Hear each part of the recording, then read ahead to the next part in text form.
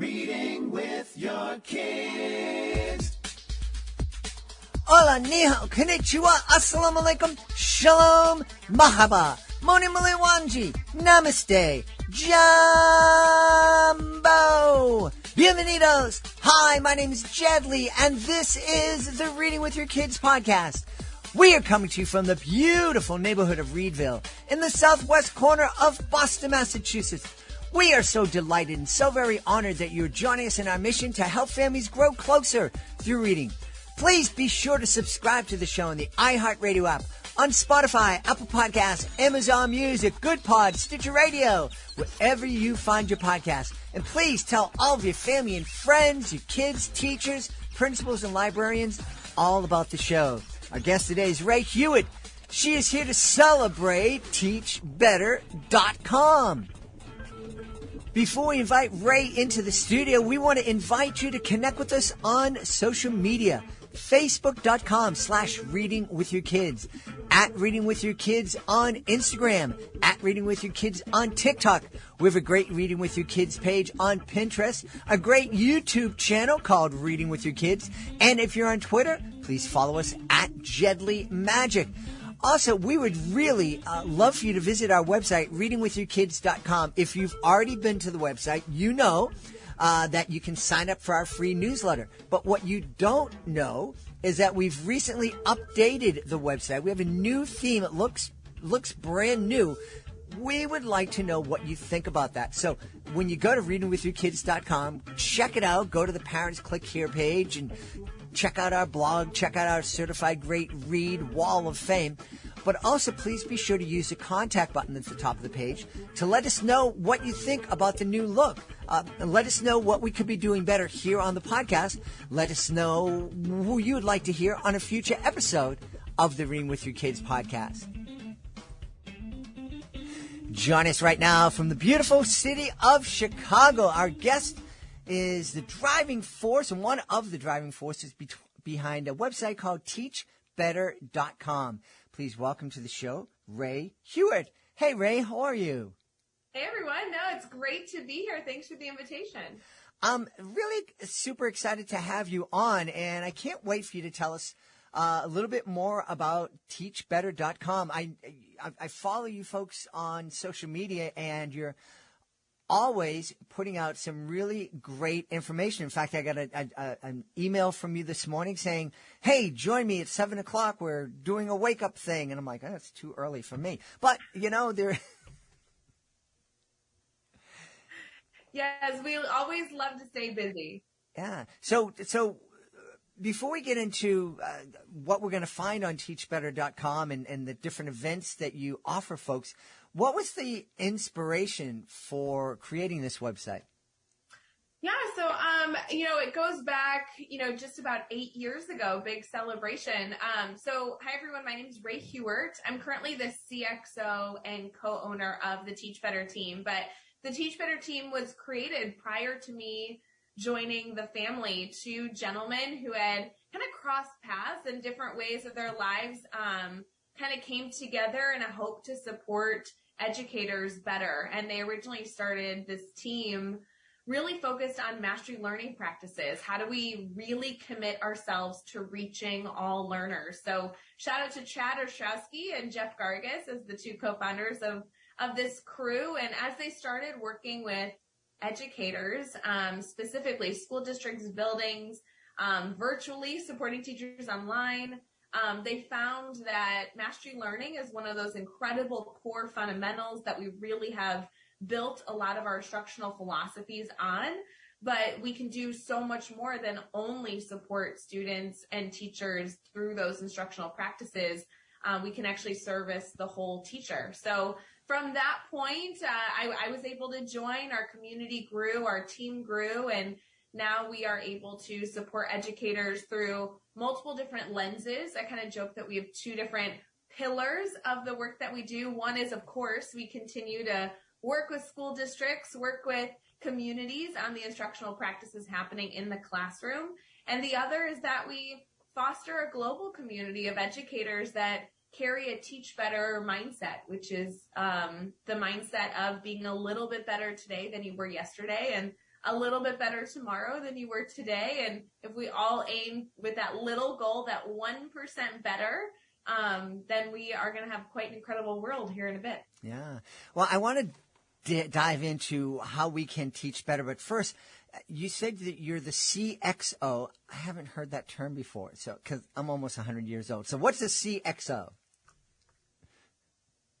Yeah, no, so it's funny, as we evolve in our titles, especially being an owner on the team, I feel like you create your title, and there was never a way to describe the work I was doing, right?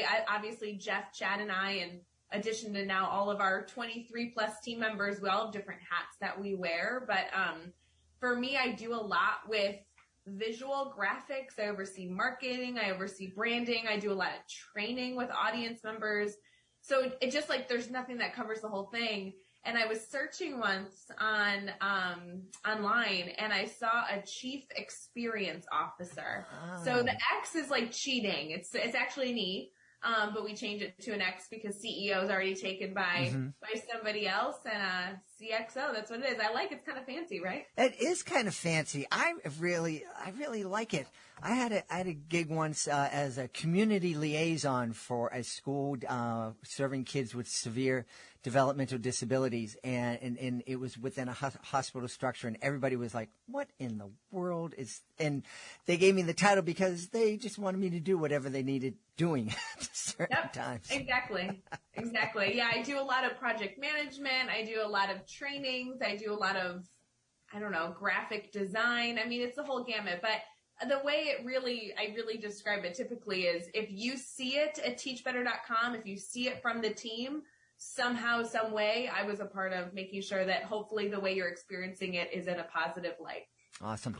Well, I've mentioned here on the podcast that my beautiful wife recently retired from teaching. She was a special needs teacher in the Boston public school system for over 34 years. And one of the things that we're hearing in the news is that there's lots of teachers retiring, not after necessarily 34 years, but after 20 or 15 or 2. And here in the city of Boston, there's a shortage of teachers. They're looking for at least 250 teachers, and school is starting in a couple of weeks. What do you think are the biggest challenges facing teachers these days? I think that it would be a very, very hard task to list all the struggles of education, especially in a podcast episode. But I will say, I think a problem that we can quite easily all choose to fix is the fact that teachers need to begin advocating for the work that they're doing, because I really, truly believe that our communities are unaware of the struggles going on in the school system. And I think that advocating for yourself is the first way, is an intentional step, and the first step that we can all take, and then problem solving the best solution, the right solution, not only for you, but for students and schools and teachers all across the U.S. I know that, the teacher shortage does not only exist on the East Coast, that's happening everywhere in so many different communities. And if we ignore it, like it sometimes feels like we're only digging ourselves farther into a hole. There are a lot of different struggles that are happening in communities, but in 2020, in 2019, we were working on it, came out in 2020, I published a book with a great friend, Adam Welcome, and it was a sequel in some regard to his first book. He wrote this wonderful best-selling book called Kids Deserve It. And it was a beautiful book. Shout out to Adam Welcome and Todd Nisloni, the two authors of that great, great book. If you haven't read it, pick it up. And it's inspiring, and it's just like empowering to think about all the opportunities we can offer students right now. And following that book, we had a challenge to write Teachers Deserve It, right? This like kind of second element of it, that yes, students deserve so much, but not at the expense of teachers.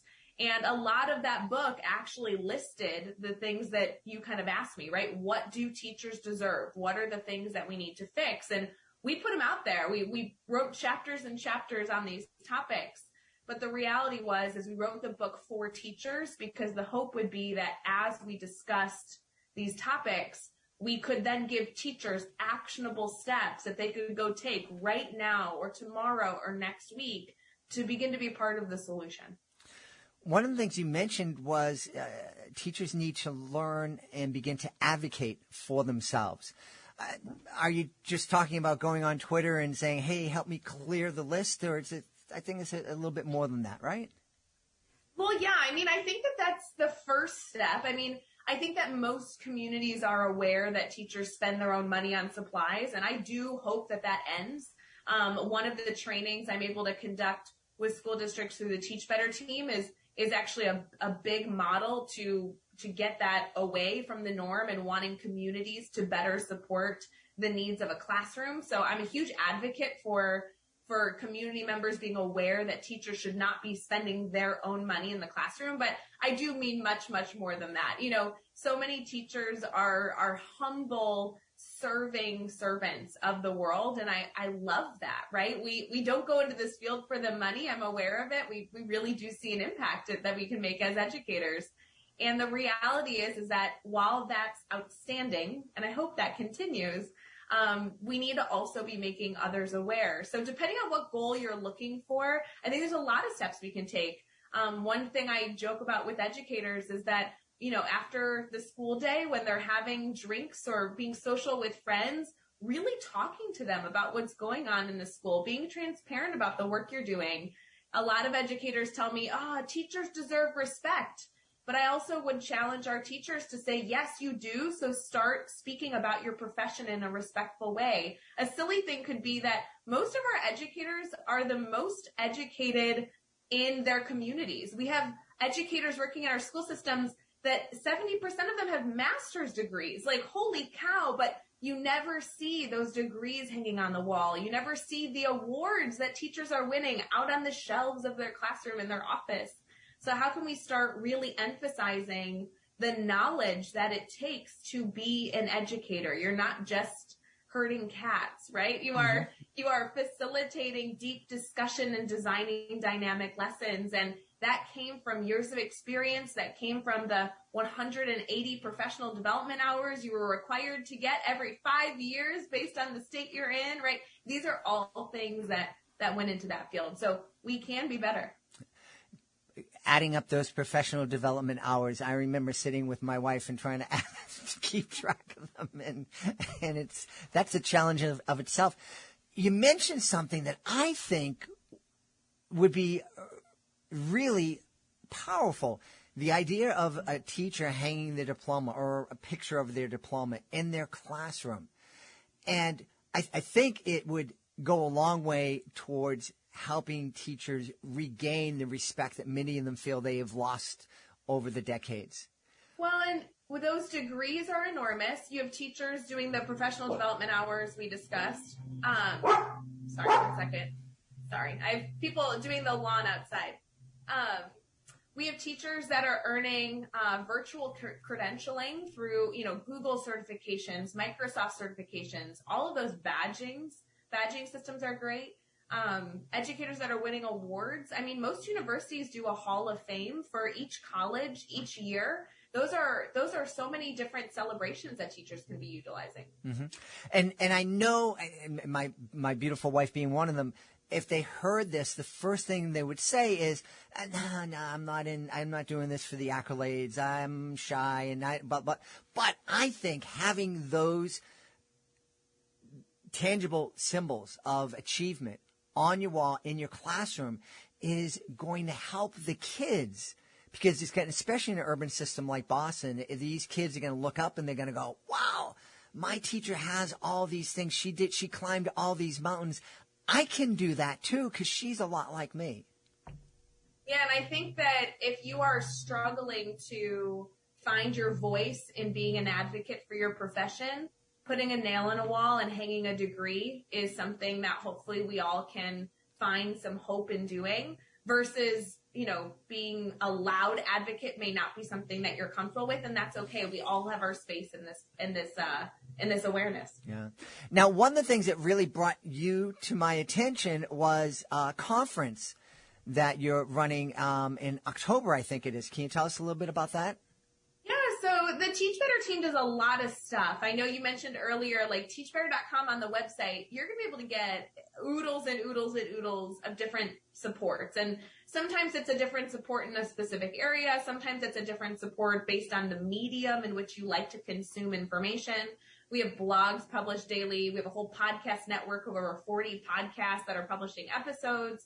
We have masterminds. We have online courses. I mean, you name it, we got it. We probably thought of it. We've tried it, all the fun. And it's really all free with the goal of getting teachers the support they need when they need it, and not charging teachers because keep your money, right? Like that's the hope, is that we want you to keep your money in your own pockets and continue to serve your students. So the conference is a really special one, though, because our community was virtual. It's always been virtual. We've always been a virtual community, and we had people advocating for wanting to finally meet their virtual friends that they've been growing and developing. So as this happened in 2019, we put on our first conference. We said, hey, we're a virtual community, but let's all get together one time. And it was the most incredible opportunity. So we said, okay, we're going to do a conference every single year. And as all of you know, 2020 didn't happen, 2021 didn't happen, and now we're in 2022. So we're very excited to bring a small group, specifically a small group of educators together to talk best practice, share ideas, and get some inspirational boost for October. Yeah. What's the most fascinating, surprising innovative idea that you've heard recently teachers implementing in their classroom? You know, I have to say, I think anything that I would label as innovative, right, is something that not only serves what's best for students, but serves what's best for teachers. I think that there's a lot of ideas out there that are either really beneficial for teachers or really beneficial for students. And I think those that are innovative are good in serving and sustainable and scalable for all. That's really something I believe in. So I think the grid method has to be my answer. The grid method is a mastery learning framework that I actually get to now work a lot with, that has allowed teachers to put kind of like dump their content in, and it facilitates and fosters a self-paced classroom where students are able to only gain access to new information when they are ready for it. They master content at their own pace. They get to work collaboratively with peers and really live in kind of a buzzing classroom of learning. And what I really value about this is I think the system really emphasizes giving teachers back what they need most, which is time to talk to students, time to give feedback, time to go home and not grade, time to go home and not lesson plan, time to spend time with family. So the grid method has I know changed my life and has been changing educators' lives, thankfully, for a bit, and it's something I really believe in.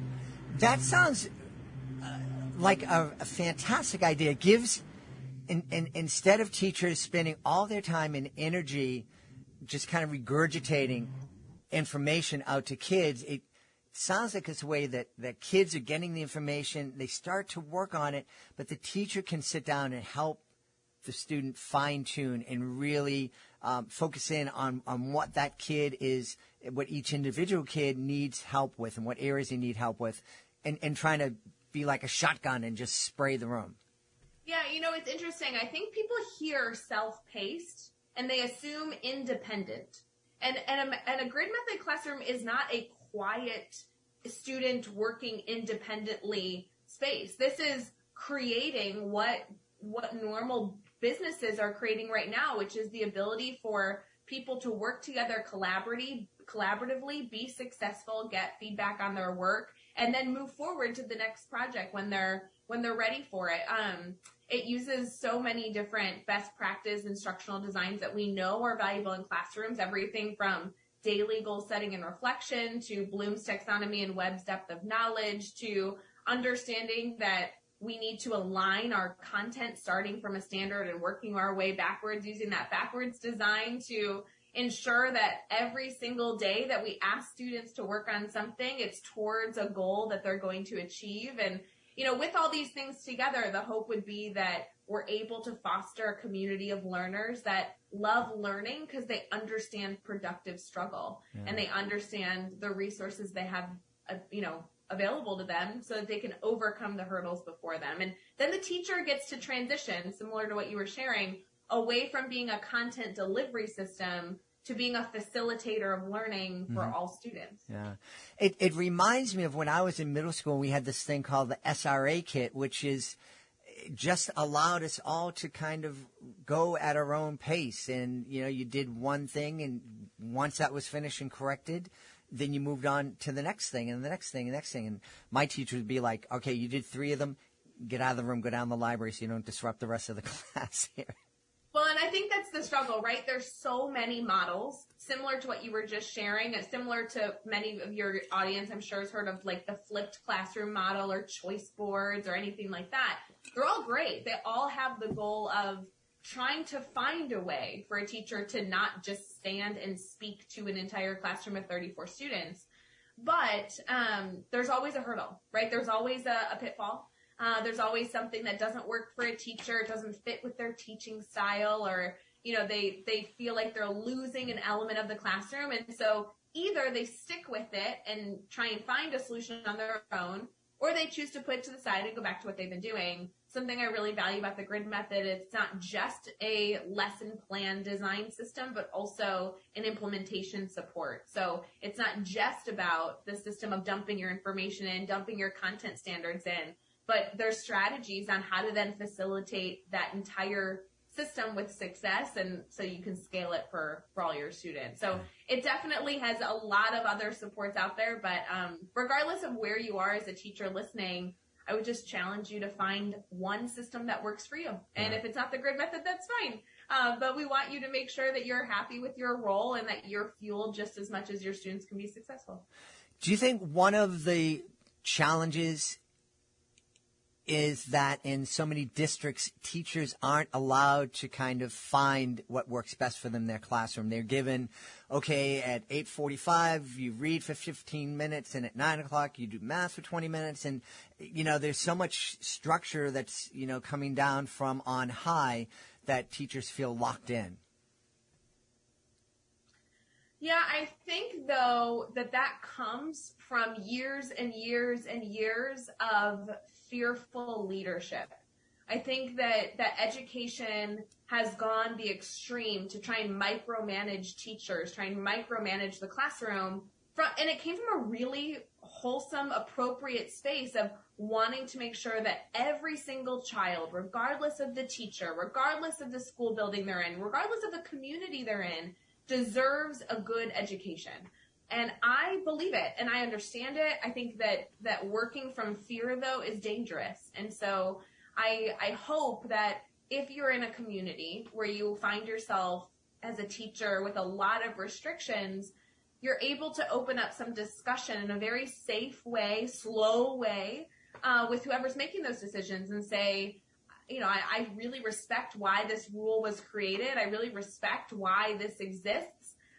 There are better systems out there, and I want to make sure that my new systems are achieving your same goals, and we're able to move forward with the best and most up-to-date research possible of how to support our kids. Yeah.